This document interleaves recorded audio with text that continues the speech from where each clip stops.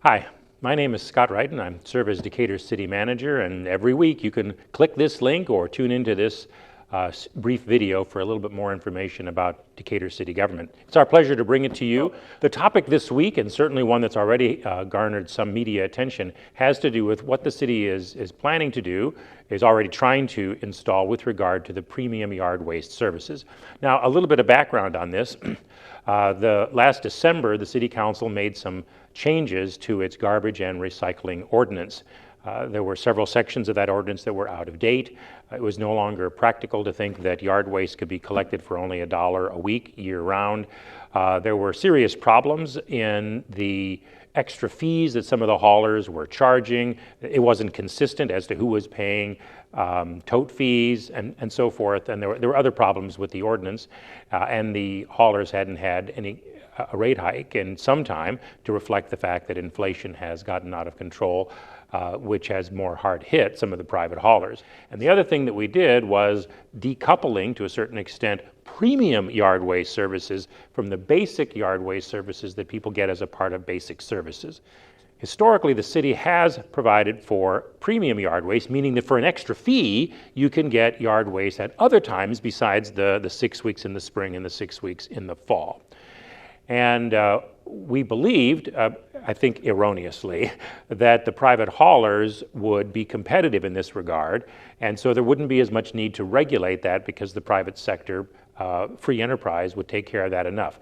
That's not the way that it turned out. Private haulers weren't willing to go outside their collection territories. We haven't been able to get other haulers yet into the yard waste business, and so there was a lot of feedback from citizens that the premium yard waste feature of the overall garbage and recycling services weren't working. And so at the March 4th City Council meeting, members of the City Council heard a lot about that. It was the major part of the City Council agenda. And after hearing all of those concerns, those suggestions, some of them certainly complaints, the City Council gave direction to staff about developing some alternatives. Those alternatives could run the gamut between providing a uniform fee that covers the extra yard waste in the non-seasonally busy times, to making revisions to the existing yard waste system so that some of the things that citizens found the most objectionable could be softened and made more appropriate and probably even fairer. So staff is working on that in consultation with at least with the two largest haulers in the city of Decatur, that being GFL and Waste Management. The council's discussion isn't going to have that much to do with the base services. It has far more to do with the premium yard waste services, and that's where the City Council has directed the staff to bring back some alternatives in the future. So I'll look forward to giving you some more information about those alternatives as they are developed and as the City Council gets to discuss them and point some directions about it. A couple of other things did happen at the City Council meeting, although they perhaps are fairly routine in their nature and didn't get as much publicity. I think that there's two of them that are worth pointing out.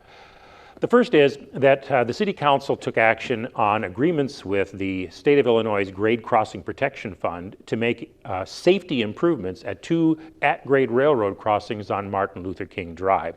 One at Peoria Street, which is a small one-block section of street just south of Garfield, and the other at the Wood and MLK intersection. All these involve is increasing safety. In one case, there'll be gates added where there aren't gates now, and in both of them, the lights that warn citizens about the fact that there's a crossing there and there might be a train are being upgraded so that there's less likelihood of there being some kind of a collision. The reason I mention these isn't so much because of these specific improvements on Martin Luther King Drive, but to maybe talk a little bit about the relationship that city governments in Illinois have with railroads.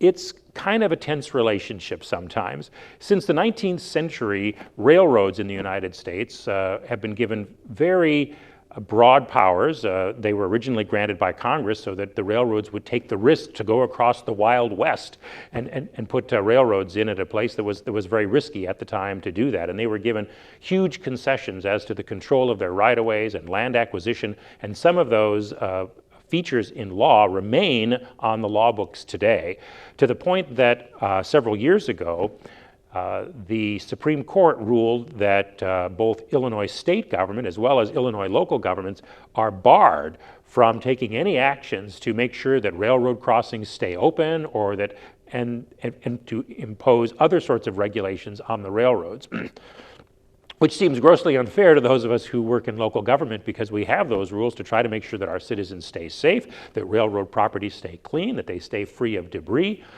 and that in their infrastructure planning that railroads are accountable for the safety concerns that we have, rather than just making railroad crossing changes whenever they want without notification, sometimes not even in conformance with regulations provided by both the state and federal government for how they should be done.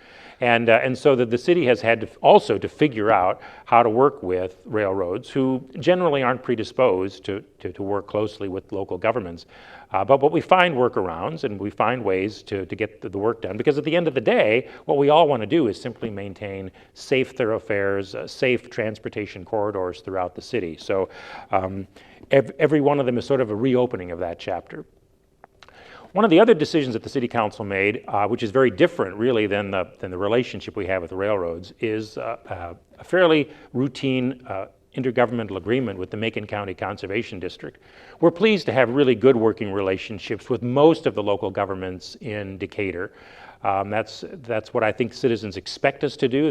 They would expect that we would make better use of our resources by working closely with units of local government. We've done a lot of projects recently with the Decatur Park District, and at the last meeting, we signed an agreement with the Conservation District, who knows a whole lot more than we do about how to do controlled burns. The city of Decatur has some large tracts of land where the best conservation practice for that land is to burn it periodically. The largest of these is the Oakley Sediment Basin, way up to the northeast part of the city, just south of Raisbridge Road on the east side of Lake Decatur. This is where all the sediment that was taken out of Lake Decatur several years ago as a part of the dredging project is located.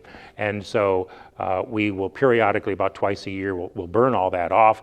It generates a lot of calls because of the nature of the vegetation. The smoke is kind of dark, and it looks like that there's an industrial fire somewhere, but there's not. It's just the city of Decatur working closely with the Macon County Conservation District to do the controlled burns in a way that's appropriate for the environment as well as for the safety of the properties around. So we're thankful for all of the intergovernmental agreements we have and the working relationships we have with other units of government in Decatur in order to achieve good results and good services for our citizens.